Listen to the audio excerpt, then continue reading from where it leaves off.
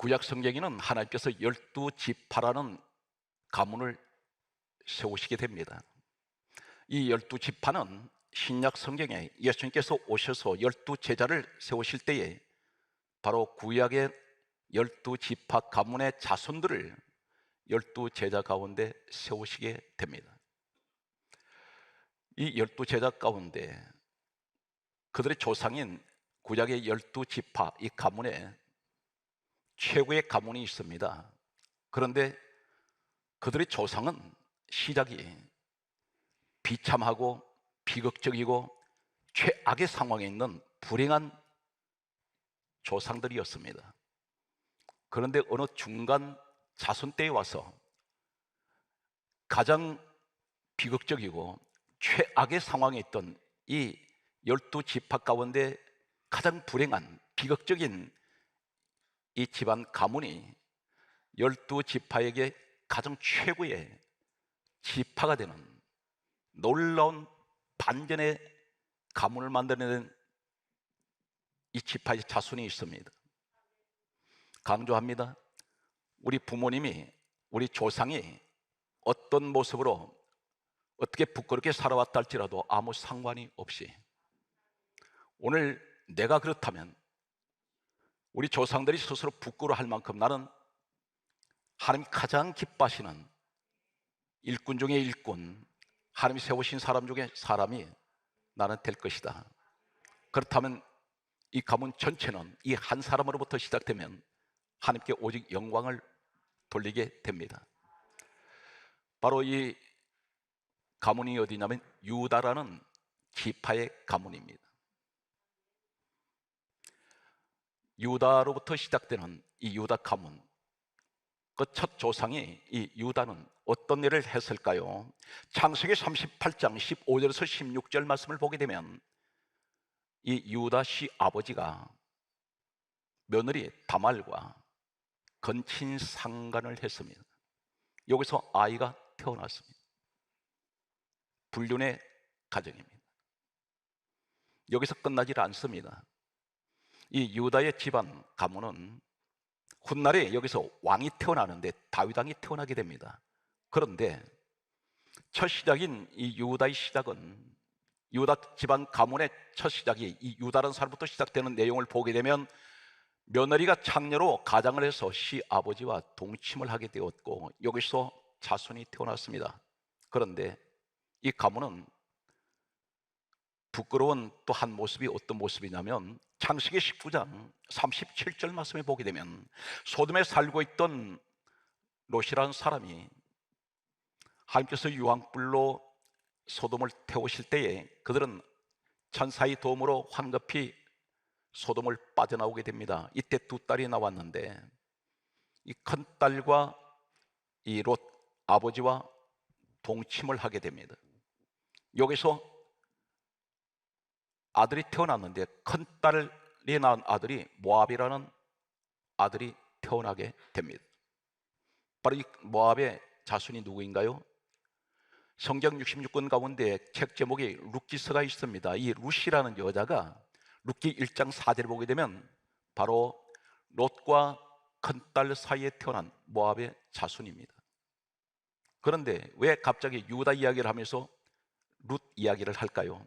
룻의 남편이 누구냐면 룻기서 4장 21절 말씀을 보게 되면 보아스라는 사람이 룻의 남편이 됩니다. 바로 이 보아스가 누구냐면 룻과 보아스 사이에서 오벳이 태어났고 오벳이 태어나고 그 다음에 이새가 태어나고 이새가 태어난 후에 다윗이 태어났습니다.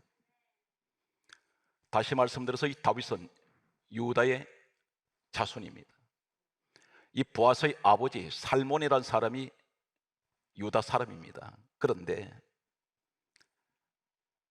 이 보아스는 다윗으로부터 4대 아버지, 할아버지, 친정조 할아버지가 보아스입니다. 룻은 다윗의 친정조 할머니가 됩니다. 그런데 성경 말씀을 보게 되면 이 보아스라는 다윗의 혈통을 가진 이 조상은 어머니가 누구입니까? 마태복음 1장 5절을 보게 되면 라합입니다. 이 라합이 누구입니까? 여호수아 2장 1절을 보게 되면 여리고의 기생 라합 이렇게 기록되어 있습니다. 한글 성경에는 기생으로 되어 있는데 히브리어 원문에는 이 기생이란 말이 자나 매춘부입니다. 창녀로 되어 있습니다. 이 집안을 보게 되면 유다로 시작되는 이 집안 시작이 시아버지 유다와 며느리 사이에서 동침을 해서 아이가 태어났고, 또 그 후손인 이 부하스는 어머니가 여리고의 창녀 출신이고, 그리고 이 다윗의 친정조 할머니 룻은 바로 소돔에 있던 롯과 큰딸이 동침해서 태어난 모압이라는 그 아들의 자손입니다. 후손들은 이러한 조상들의 내력을 알고 있다면 어느 누구 앞에서도 부끄러워서 말을 못합니다. 어떻게 그 집은 대를 이어서 이렇게 부끄럽고 더러운 이런 건친 상간의 집에서 그런 더러운 피를 가지고 태어나느냐, 이렇게 말할 수가 있습니다. 이 유다의 집안은 한마디로 말해서 창녀의 집안이요, 그리고 전부 다 이 유다는 건친 상간으로 아이를 낳게 되고, 그리고 롯과 모압이라는 아이를 낳은 이 롯과 큰딸 사이에 태어난 이 아들, 비극적인 가정이라고 할 수가 있습니다. 그런데 12지파 가운데 어쩌면 이 자손들은 고개를 들고 다니지 못했을지 모릅니다. 우리 조상들 이야기만 하면 부끄러워서 말을 못할 만큼 이 사람은 창피한 그런 집안으로 생각했는지 모릅니다. 그런데 반전이 일어납니다. 모세 시대가 왔습니다. 성경은 누가 기록했습니까? 이사야 34장 16절 말씀에 보게 되면 너희는 여호와의 책을 읽어보라. 이것이 하나도 빠진 것이 없고 짝이 없는 것이 없는데 여호와의 입이 이를 명령하셨다. 하나님이 이 사실을 기록하게 하셨습니다. 그 내용 가운데 빠뜨리지 않는 내용이 어떤 내용이냐면, 이렇게 12지파 가운데 이런 집안이 없습니다. 이 집안은 한마디로 말해서 저주받은 집안이나 마찬가지입니다. 불행한 집안에서 태어난 이 자손들, 혹 여러분 경우는 달라도 우리 집안을 보면 조상 대대로 무엇 하나 내세울 것 없는 집안이라고 말할 수 있습니다. 그러나 오늘 이 말씀은 이 말씀을 듣는 여러분들이 내 가문을 완전히 반전시켜버리는, 역전시키는 최고의 가문을 만들어낼 수 있는 장본인이 여러분이 될 수 있다는 것입니다. 어떻게 하면 될까요? 내가 노력을 하면 됩니까? 아닙니다. 성경은 그렇게 말씀하지 않습니다. 능력은 하나님께 있습니다. 우리는 순종만 하면 됩니다. 어떻게 해야 될까요? 신앙생활하는 현대의 사람들에게 하시는 말씀이 어떤 말씀입니까? 오늘 이 유다의 집안을 돌아보면 너무나 지저분하고 너무나 부끄러운 이런 가문의 내력을 가지고 있는 이 집안에서 모세 시대에 와서 출애굽기 17장 12절 말씀에 보게 되면 이스라엘 백성들이 애굽에서 430년 노예 생활하던 그들을 하나님께서는 인도를 하셔서 지도자 모세를 세우시고 광야 40년을 지나 가나안 땅으로 인도하실 때에 광야에서 이스라엘 민족이 진행을 하는데 행진하고 있을 때에 아말렉이라는 민족이 전쟁을 일으키게 됩니다. 싸움을 걸어왔습니다. 공격해 들어왔습니다. 이때 지도자 모세는 산 위로 올라가서 두 손을 높이 들고 하나님께 기도를 드리기 시작합니다. 그런데 계속해서 손을 들고 있으니 팔이 피곤해서 손이 점점 아래로 내려올 때 산 아래에 있는 이스라엘 백성들이 싸움에서 지게 되어 있습니다. 그때에 옆에 있던 사람들이 두 사람이 있었는데 아론이라는 사람과 훌이라는 두 사람이 모세의 팔을 양편에서 붙들어 올렸다고 기록하고 있습니다. 이것은 무엇을 말하고 있습니까? 단순하게 팔을 붙들어 올린 것이 아니라 함께 합심하여 기도했다는 것입니다. 모세 주의 종을 붙들어 주었다는 것입니다. 이것이 무엇이 그렇게 대단할까요? 그런데 하나님께서는 성경은 이렇게 강조하고 있습니다. 디모데후서 3장 16절에 말씀하시기를 모든 성경은 하나님이 감동으로 기록되었다 있습니다. 하나님께서 그렇게 기록하게 하신 이 내용이 왜 그렇게 중요할까요? 여기서 손을 들고 기도할 때에 세 사람이 합심해서 손을 들고 합심히 기도할 때 하나님께서 성경에 이렇게 강조합니다. 아말렉을 이기니라. 여기서 이 아론이라는 사람은 어떤 사람이냐면 레위 지파의 가문입니다. 그런데 이 훌이라는 사람이 누구냐? 바로 유다 지파 가문의 사람입니다. 여기서 반전은 시작됩니다. 이 땅에 하나님께서 최초로 세웠던 하나님의 성막이 있습니다. 이 성막은 오늘날 복음적으로 교회를 말씀드립니다. 성막, 성전, 교회 한결같이 하나님의 집입니다. 하나님께서 이 성막에서 내가 너와 만날 것이다 말씀하셨던 이 성막을 아무도 지어본 적이 없습니다. 구경을 해본 적이 없습니다. 그런데 이때 광야에 나온 사람이 몇 사람이냐면 출애굽기 12장 37절의 말씀을 보게 되면 장정만 60만 명입니다.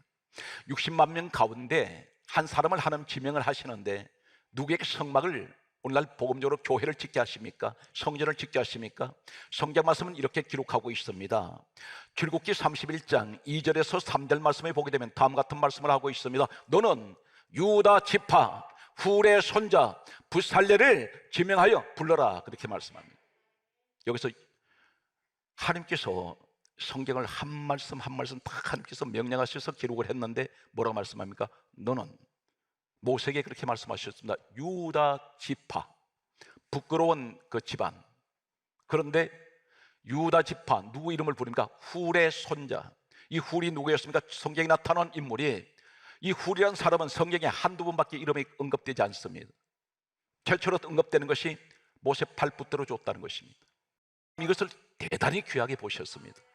저는 개인적으로 오늘 이 자리까지 있기까지는 우리 성도 한 분 한 분의 눈물겨운 기도, 헌신적인 그 헌신을 통해서 교회가 우뚝 세워지고 주의 종이 오늘날 이렇게 건장하게 오늘 또 말씀을 전할 수 있도록 해주신 것은 여러분 때문입니다. 붙들어 줬기 때문입니다. 힘이 되어 줬습니다. 아론 훌은 모세에게 힘이 되어 준 사람입니다. 버팀목이 되어 줬습니다. 그런데 놀랍게도 장정 60만 명, 출애굽기 12장 37절에 60만 명 가운데 붙들어 준 사람 두 사람밖에 없습니다. 많지가 않다는 것입니다. 대개가 주의 종 팔 끌어 내리려고 하고 있습니다. 온갖 시기 질투가 난무하는 영적 세계가 있습니다. 그런데 이 훌을 하나님께서 기억을 하고 계셨습니다. 너가 내 종 팔 붙들어 줬으니, 바로 이어서 출애굽기 31장 2절에서 3절에 나는 너 손자를 내가 써야 되겠다. 할아버지 때문에 손자가 지명받습니다. 왜 그렇습니까? 여기서 훌이라는 이름을 하나님께서 공식적으로 언급을 하고 있다는 사실입니다. 그런데 여기서 유다 지파라고 말씀하고 있습니다. 강조합니다. 출애굽기 31장 2절에 유다 지파 훌의 손자 부살렐 지명하여 불러라. 지명하세요. 스카웃하세요. 구별하세요. 여기 유다 지파라고 왜 부르는지 아십니까? 너네 그 집안은 부끄러운 집안이야. 건친상간으로 한 사람도 아닌 이런 부끄러운 내력을 가진 너 가문에서 훌 이름 부르는 것은 너는 내 종을 붙들어 주었지 않냐.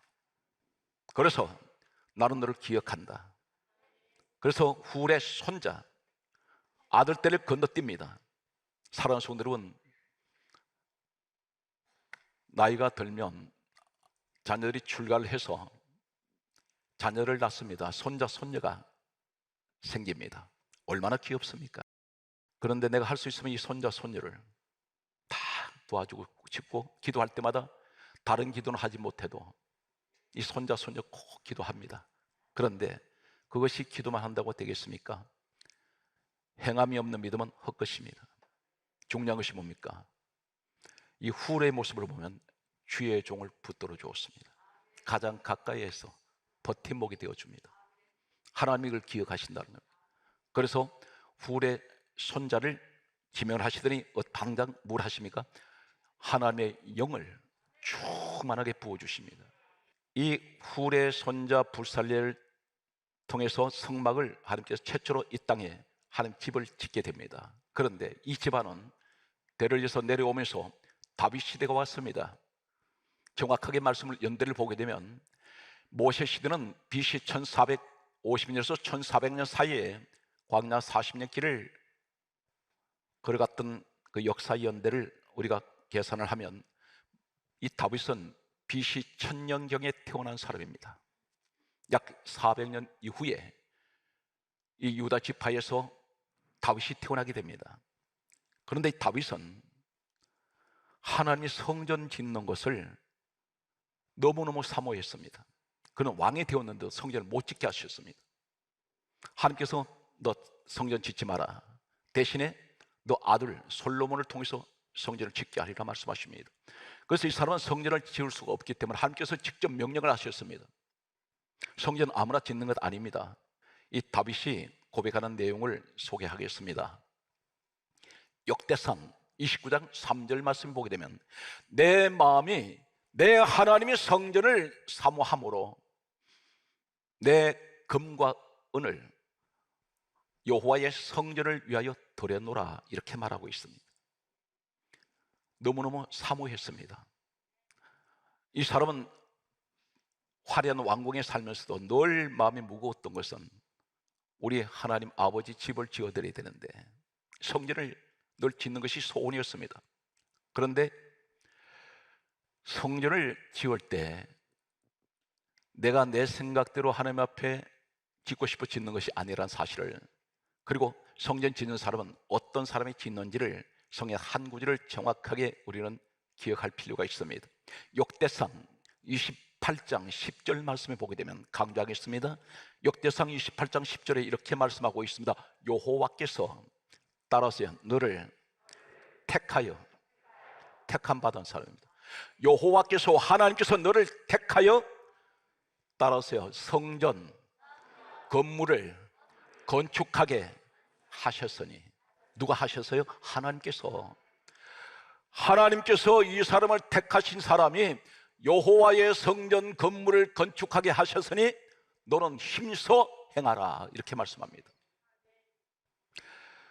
올해만큼 우리 화강교회가 하나님께 자랑스러운 해가 없었습니다. 우리 화강교회가 작년 추수감사절 때는 지금 올해 추수감사 주일을 맞이하기 전에 1년 동안에 있었던 일이 제 목회 현장 35년 동안에 한 번도 올해 같은 일이 없었습니다. 교회를 외국에 짓는다는 것 불가능합니다. 한 번도 저는 지어보지 못했습니다.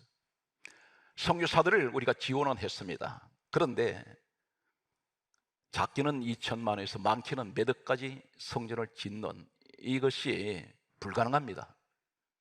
그런데 안 될 줄 알았습니다.